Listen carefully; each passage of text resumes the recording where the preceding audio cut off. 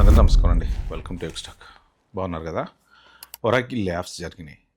యాక్చువల్గా ఇప్పుడు ఏ కంపెనీలో లే ఆఫ్స్ జరిగినా ఏం చెప్తున్నారంటే, అంతకుముందు ఏమనేవాళ్ళు, రీస్ట్రక్చరింగ్ అనేవాళ్ళు. As part of the company restructuring we're laying off this number of people అంటూ అనేవాళ్ళు. కొత్తగా ఏంటంటే ఏఐ వల్ల రీస్ట్రక్చరింగ్ వల్ల వీళ్ళని తీసేస్తున్నాం. ఈ రీస్ట్రక్చరింగ్తో పాటు ఏఐ అనేది ఒకటి యాడ్ అయిందనమాట. నిజంగా చూసుకుంటే అసలు ఏఐ వల్లనే జాబులు పోతున్నాయా? ఏఐ వల్ల ఇంతింత మందిని అంటే ఓవర్ నైట్ దగ్గర మొన్న ఒరాకిల్లో కన్నా చూసుకుంటే ఒక 12,000 మందిని ఇండియాలో తీసేసే అంటారు, వరల్డ్ వైడ్ అక్కడిక్కడ తీసేసే అంటారు. నేను కొంత దీని మీద ఓ 3-4 రోజుల నుంచి ఇన్ఫర్మేషన్ గ్యాదర్ చేయడానికి ట్రై చేస్తే నాకు తెలిసినటువంటి షాకింగ్ న్యూస్ ఏంటంటే, this can go up to 60,000. అంటే ఇప్పుడు ఈ 12,000, 30,000 లెక్క ఎవరైతే ఏదైతే మాట్లాడుతున్నారో ఆ 30,000 నుంచి 60,000 వరకు వెళ్ళేటువంటి ఛాన్స్ ఉందన్నమాట. ఎందుకంటే ఇంటర్నల్గా ఉండేటువంటి ఎంప్లాయీస్ కొంత డేటా అనేది అక్కడిక్కడ షేర్ చేసుకుంటూ ఉంటారు కదా. సో అలా షేర్ చేసుకున్న దాంట్లోంచి వచ్చినటువంటి ఇన్ఫర్మేషన్లు, ఎందుకంటే అథెంటిసిటీ ప్రతిదానికి ప్రూవ్ చేయలేము. జనరల్ వెర్బల్ డిస్కషన్ అయి ఉండొచ్చు, లేకపోతే ఇక అక్కడిక్కడ పోస్టులు చదివింది, ఇలాంటివన్నీ ఇన్ఫర్మేషన్స్ ఉంటాయి కాబట్టి మోస్ట్ ప్రాబబ్లీ ఇది 60,000 వరకు వెళ్ళొచ్చంట. అయితే ఆర్టిఫిషియల్ ఇంటెలిజెన్స్ వల్లనే వీళ్ళ జాబులు పోతున్నాయి అంటే నో, అస్సలు కాదు, 100% కాదు.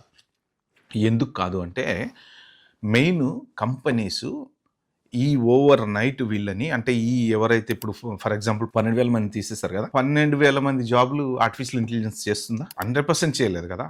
అన్ని జాబులు ఏఐ చేయలేదు కదా. మరి ఎందుకు ఇంతమందిని తీసేశారు అంటే, యాక్చువల్గా దీని వెనక ఉన్నటువంటి కథ ఏంటంటే, ఫస్ట్ కథ ఎంప్లాయీస్ కంపెనీస్లో ఎక్కువ ఉన్నారు, ఓవర్ హైరింగ్ జరిగింది. ఎప్పుడు జరిగింది? కోవిడ్ వలన లాభం జరిగింది, నష్టం జరిగింది. లాభం ఏం జరిగింది అంటే, ఆ పర్టికులర్ టైంలో ఐటీ రిక్రూట్మెంట్ ఇట్లా విపరీతంగా లేచింది. ఎందుకంటే అందరు ఇంట్లో కూర్చోటాన రకరకాల ప్రాజెక్టులు, రకరకాల ఇంట్లో కూర్చొని ఆర్డర్లు చేయటాలని 100,000 యాపులు, అసలు ఫుల్ రిక్రూట్మెంట్, ఒక్కొక్కళ్ళు 4 జాబులు 5 జాబులు విపరీతంగా సంపాదించుకునే వాళ్ళంతా సంపాదించుకున్నారు. కానీ కొంత సంపాదించుకోలేకుండా నార్మల్గా ఏదో సింగిల్ జాబ్ చేసుకునే వాళ్ళు అలా ఉన్నారు.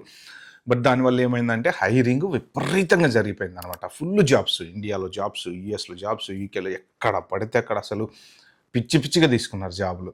ఏంటి అంటే ప్రతి వాళ్ళు ఏదో ఒక రకమైన కొత్త సాఫ్ట్వేర్ అనేది డెవలప్ చేశారు. సో దానికన్నా ముందు కొంతమంది ఉన్న వాళ్ళని కాక ఎక్స్ట్రా ఉన్న వాళ్ళని అందరినీ తీసుకొని ఇప్పుడు కంపెనీస్ దగ్గరికి వచ్చేటప్పటికి ఏమైందంటే, ప్రతి కంపెనీలో కూడా ఆ కోవిడ్ తర్వాత ఒక 2-3 ఇయర్స్ చేసినటువంటి ప్రాజెక్టులన్నీ ఏమైనాయి, అవన్నీ అయిపోయినాయి.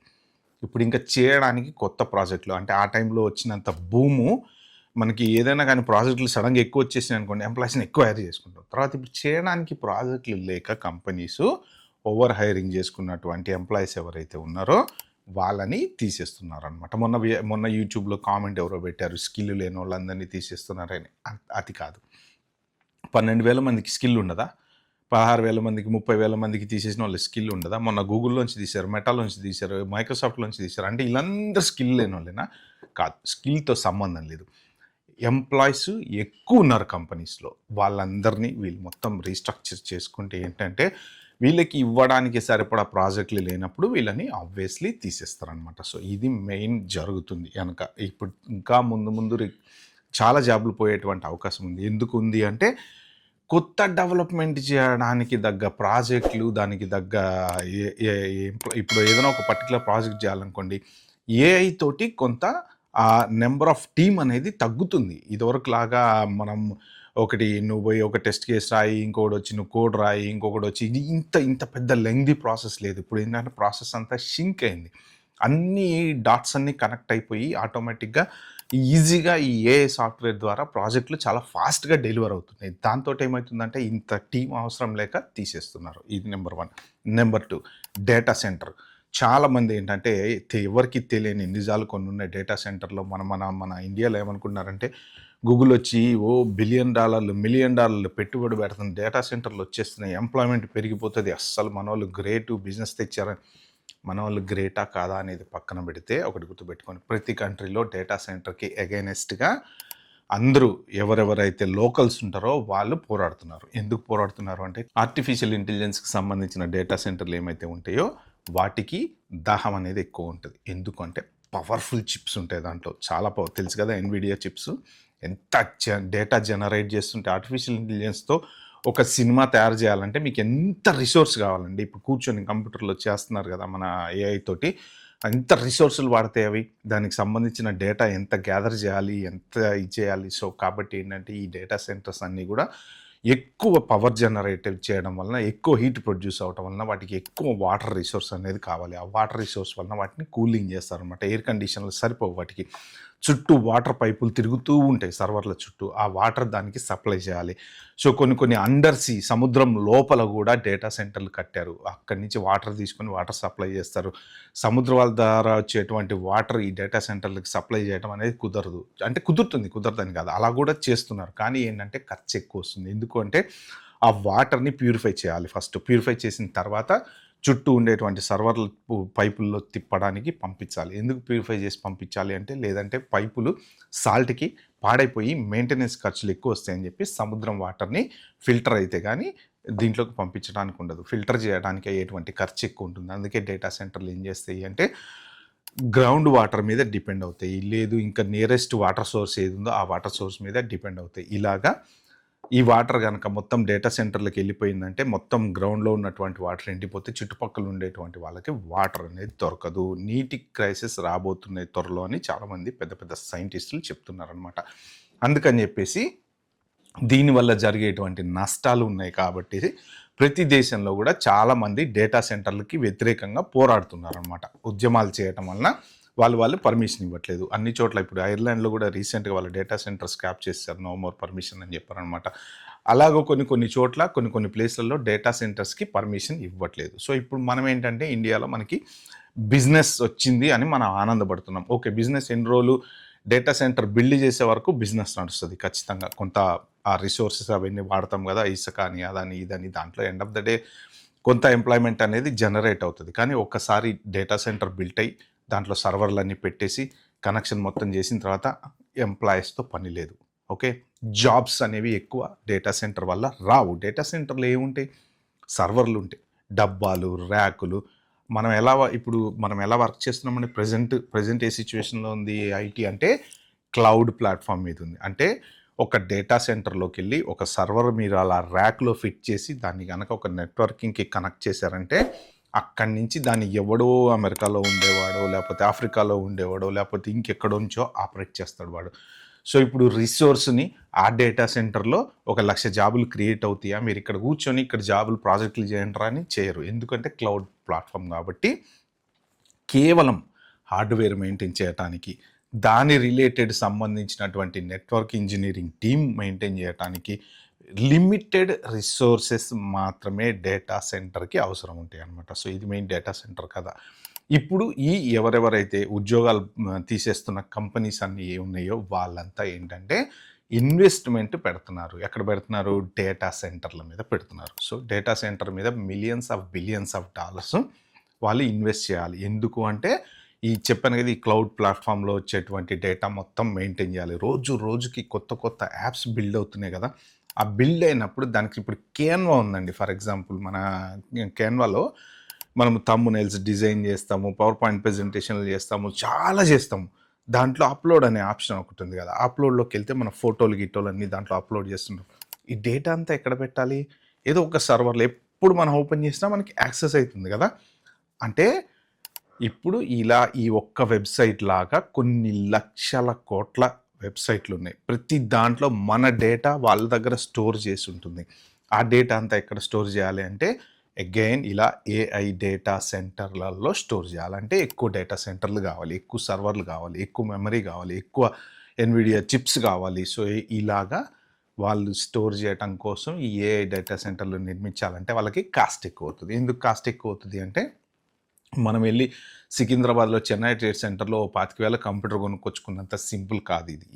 ఈ చిప్స్ కాస్ట్ ఎక్కువ ఉంటది. ఒక సర్వర్ తయారు చేయాలంటే వాళ్ళకి మిలియన్‌లలో ఖర్చవుతది. ఎందుకంటే అంత పవర్‌ఫుల్‌గా రన్ అవ్వాలది. ఇప్పుడు ఈ డేటా మనం చేసేటువంటి వర్క్ ఏదైతే ఉందో వెనక బ్యాక్‌గ్రౌండ్‌లో చాలా పవర్‌ఫుల్‌గా రన్ అవ్వాలి. కోడ్ జనరేట్ అవుతుంది. ఇప్పుడు ఒక కోడ్ రాస్తుంది. ఒక 10,000 లైన్ల కోడ్ మనం కూర్చొని రాసుకుంటా ఒకప్పుడు మన లెగసీ డెవలపర్స్ 10,000 లైన్ల కోడ్ రాయాలంటే ఎన్ని రోజులు పట్టేది? కనీసం ఎంత లేదన్నా నెలన్నర మిస్టేక్స్ అన్నీ కరెక్ట్ చేసుకుంటే రీజనబుల్‌గా చెప్తున్నా నేను. ఎంతన్నా అప్రాక్సిమేట్. అలాంటి నెలన్నర పట్టేటువంటి కోడు మనకి ఫ్రాక్షన్ ఆఫ్ సెకండ్స్ మినిట్స్లో ఇస్తుందంటే దాని వెనకాల ఎంత రిసోర్సెస్ వర్క్ చేస్తాయో ఆలోచించండి. అంత ఆ రిసోర్సెస్ని మెయింటైన్ చేయడానికి డేటా సెంటర్ కావాలి. డేటా సెంటర్కి ఆ రిసోర్సెస్ యొక్క కాస్ట్ ఎంత అవుతుందో ఆ కాస్ట్ డబ్బులు వీళ్ళు పెట్టాలి. దానికి వీళ్ళు ఎంత ప్రాఫిట్లు వచ్చినా అవన్నీ తీసుకుపోయి అక్కడ పెడుతున్నారన్నమాట. కంపెనీకి లాభం, end of the day business owner ఎవడైతే ఉంటాడో వాడికి లాభం, కానీ అందులో పనిచేసేటువంటి ఎంప్లాయీస్కి నష్టం. ఎందుకు అంటే వాళ్ళ జాబులు పోతున్నాయి, కానీ వాడు end of the day product అమ్ముకుంటాడు, ప్రోడక్ట్ ద్వారా డబ్బులు తెచ్చుకుంటాడు. ఇప్పుడు మీరు సింపుల్ యూట్యూబే తీసుకోండి. యూట్యూబ్లో వచ్చేటువంటి యాడ్స్లో డబ్బులు ఎంత సంపాదిస్తున్నారో మెటా కానీ, యూట్యూబ్ కానీ, ఇన్స్టాగ్రామ్ కానీ, ఫేస్బుక్ కానీ మానిటైజేషన్ అయిన తర్వాత ఆ ఎండ్ యూజర్ ఎవరైతే ఇప్పుడు నాలాగా వీడియోలు చేసేవాడు ఉంటాడో వాటికి వచ్చేది చాలా చాలా చాలా తక్కువ. అన్లెస్ అంటే బోల్డ్ అంతమంది సబ్స్క్రైబర్లు ఉండి పెద్ద పెద్ద మిలియన్లలో వ్యూస్ వస్తే తప్ప రీజనబుల్గా వచ్చేటువంటి ఇన్కమ్ అంటే చాలా చాలా తక్కువ. కానీ వాళ్ళకి ఎక్కువ వస్తుంది, వాళ్ళకి అగ్రిమెంట్లు ఉంటాయి, వాళ్ళకి రకరకాలుగా డబ్బులు వస్తాయి. అలాగ వాళ్ళు సంపాదించే బిలియన్స్ అన్నీ కూడా మళ్ళీ దీంట్లోనే పెడుతున్నారు. ఎందుకంటే ఇప్పుడు మనం చేసేటువంటి వీడియోలన్నీ ఎక్కడ స్టోర్ చేయాలి, వాళ్ళకి ఎంత సంపాదన వచ్చినా కానీ స్టోర్ చేయాలంటే ఏదో ఒక సర్వర్లలో పెట్టుకొని స్టోర్ చేయాలి, కాబట్టి వాళ్ళకి ఆ స్టోరేజ్ కెపాసిటీ కావాలి, కాబట్టి ఆ డబ్బులన్నీ కూడా ఇట్లాంటి డేటా సెంటర్స్ మీద ఇన్వెస్ట్మెంట్ చేస్తున్నారన్నమాట. అయితే ఫ్యూచర్లో ఈ డేటా సెంటర్ల వల్ల మొన్న కూడా కామెంట్లో ఎవరు అడిగారు, సార్ డేటా సెంటర్ వల్ల బాగా జాబులు వస్తాయట కదా అని. డేటా సెంటర్ వల్ల జాబులు రావు. రీజనబుల్గా ఎంప్లాయ్మెంట్ ఎంత రిక్వైర్డో అంతే తీసుకుంటారు తప్ప డేటా సెంటరు క్లౌడ్ లింక్డ్ కాబట్టి మనిషి ప్రపంచంలో ఎక్కడ కూర్చున్నా కానీ ఆ డేటా సెంటర్ కనెక్ట్ అయ్యి చేసుకోవచ్చు జాబ్. ఇప్పుడు మనము ఇన్స్టాగ్రామ్ ఓపెన్ చేస్తాం, ఎగ్జాంపుల్ చెప్పాలంటే ఇన్స్టాగ్రామ్లో మనం యాక్సెస్ చేసేటువంటి వీడియోలు, ఫోటోలు, మనకు సంబంధించిన మనం పెట్టిన డేటా ఇవైతే ఏమైతే ఉన్నాయో అవి ఎక్కడ ఉంటాయి, ఎక్కడైనా ఉండొచ్చు. అమెరికాలో ఉండొచ్చు, ఆఫ్రికాలో ఉండొచ్చు, కెనడాలో ఉండొచ్చు, లేకపోతే వియత్నాంలో ఉండొచ్చు, నీకు తెలీదు, దుబాయ్లో ఉండొచ్చు, ఎక్కడైనా ఉండొచ్చు. అందుకని ఇప్పుడు రీసెంట్గా ఇరాన్ వాళ్ళు కూడా మేము డేటా సెంటర్స్ అటాక్ చేస్తాం, AWS, Amazon where data centre attack చేస్తాం అంటున్నారు. ఎందుకు అంటే అది కనుక అటాక్ చేసి కనుక వాళ్ళు కనుక దాన్ని డెస్ట్రాయ్ చేశారనుకోండి, ఈ డేటా ఏదైతే ఉంటుందో కమ్యూనికేషను అది అంటే కట్ అయిపోతుంది. అంటే మనకు కావాల్సిన సంబంధించిన డేటా రాదనమాట. సో అది దానివల్ల వేరే ఎంప్లాయ్మెంట్ కూడా పోతుంది అనమాట. దాని మీద డిపెండ్ అయ్యి వర్క్ చేసే వాళ్ళందరూ ఇప్పుడు కనెక్షన్ పోయింది అనుకోండి, మనం ఏదో ప్రాజెక్ట్ చేస్తున్నప్పుడు సడన్గా అక్కడెక్కడో కనెక్షన్ కట్ అయిపోతే ప్రాజెక్ట్ చేయలేం కదా.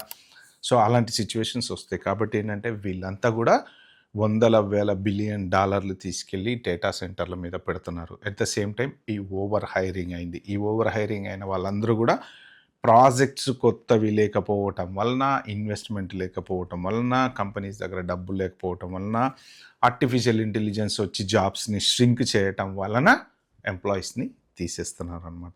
సో ఫ్యూచర్లో కూడా కొంత ఇంకా అన్ఎంప్లాయ్మెంట్ పెరిగేటువంటి ఛాన్స్ ఉంది. కంపెనీస్ కూడా చాలా వరకు తీసేసేటువంటి ఛాన్స్ అయితే డెఫినెట్గా ఉంది. ప్రస్తుతానికి ఏంటంటే ఏఐ రిలేటెడ్ స్కిల్ అప్డేట్ చేసుకుంటేనే మార్కెట్లో డెఫినెట్గా సర్వైవ్ అయ్యే ఛాన్స్ అయితే ఉంది. అంతకన్నా సింపుల్గా ఉన్నటువంటి పాత స్కిల్, నేను ఆఫీస్కి వస్తున్నా అనే స్కిల్ కానీ, లేదు రెగ్యులర్గా నేను 10 ఏళ్ళ నుంచి పనిచేస్తున్నాను నా జాబ్కి ఏమవుతుందిలే అనుకుంటే కానీ చాలా కష్టం అనమాట. ఓకే ఫ్రెండ్స్, ఇది పర్టికులర్ వీడియోని చెప్దాం అనుకుంటే వీడియో మీకు నచ్చినట్టుంటే ప్లీజ్ అన్ని లైక్ చేసి subscribe my channel. Thank you, bye, have good day.